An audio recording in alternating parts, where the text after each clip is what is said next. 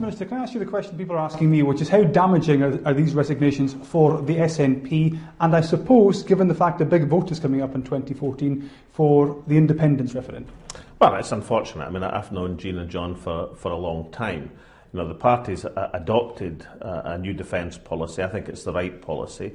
It enables us to get rid of Trident, but keeps collective security. I think that will immeasurably strengthen the SNP's appeal. But obviously it was a passionate debate, and people like Jean and John have strong feelings about it. In terms of the overall impact, I mean, Jean and John have both made it clear that they'll continue to support the government in the Parliament, and also will contribute to the Yes campaign. So I think the SNP have demonstrated that we are mature enough to have a big debate at our party conference. It's unfortunate that Jean and John have not been able to go along with the result, but nonetheless they've committed themselves to the wider cause for the future. Will any other MSPs follow them in resigning the whip? Well, I certainly hope not. I mean, most folk, in fact, the overwhelming bulk of the party, in fact the party as a whole, delighted by the idea of having big debates at annual conference. That's the whole purpose and point, to demonstrate that there's one party left that's prepared to have these debates. And that, because of that, then the bulk of the party as a whole accept the result. I think what we do now is, of course, show the advantages of having that new policy, getting the timescale for the removal of Trident through a constitutional amendment that the SNP will propose for the Constitution of Independent Scotland, saying that, look, this is a route by which we can rid Scotland of weapons of mass destruction. And as we show our enthusiasm for getting rid of Trident from Scotland within the ambit of collective security, and remembering that 25 out of 28 NATO countries are non-nuclear, as we explain that, then I think there'll be great enthusiasm for the policy that we've adopted. John Wilson, MSP, I spoke to him on the way into the chamber and I said, are you going to follow John Finnie and Jean Urquhart? And all I could say is no comment, no comment, no comment. That's not a ringing endorsement. Have you spoken to him?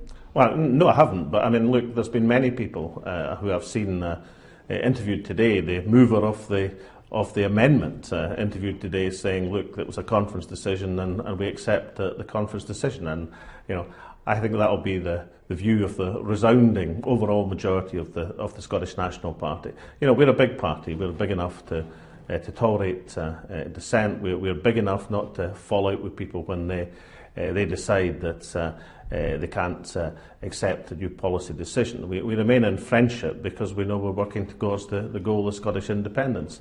And you know, I think I take a fairly calm sook in these matters. The SNP government will still have the support of Jean and John in the chamber. The Yes campaign will still have their support, and we'll be able to proclaim the policy we've adopted to the wider Scottish electorate.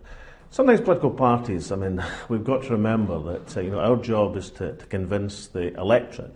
The electorate need reassurance in terms of security. They now have it from an SNP point of view, just as our campaign, and we believe the majority campaign, is against Trident and wants to rid Scotland of weapons of mass destruction. That seems a very strong policy position to take to the people for the SNP and to have as part of our range of policies in the Yes campaign. Have you had to personally speak to MSPs, though, to any MSPs, to ask them not to resign?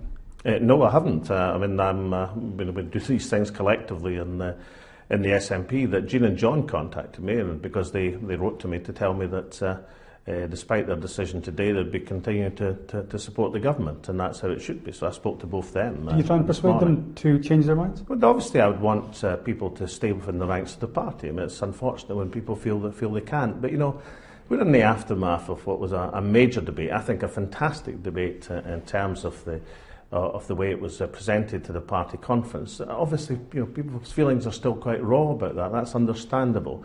But I think when you have a situation where the party's adopted the policy at the annual conference, which is supported by the democratic decision-making, and was supported by the overwhelming majority of people, then the government will continue to proclaim its policies. We have a strong policy to take to the electorate.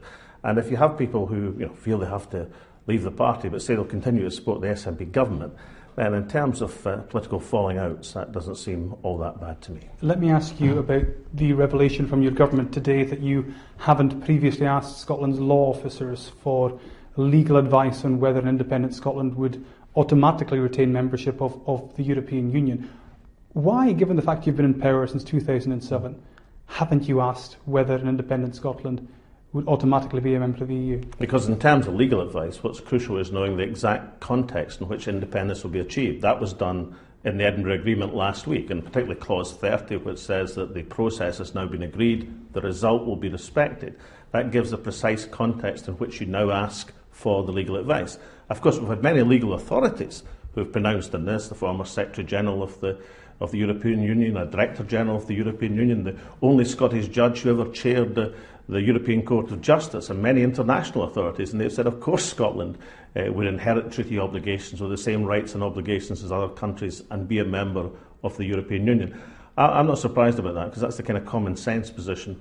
Scotland has 90% of Europe's oil and gas reserves. We have a vast renewable energy, vast fish reserves. They'll be crying out for Scotland to remain a member, and that's the common sense position. But you ask for the legal advice when you've got the precise agreement, which was signed in the Edinburgh Agreement, about the process by which Scotland will become an independent country. Why didn't you make that clear before?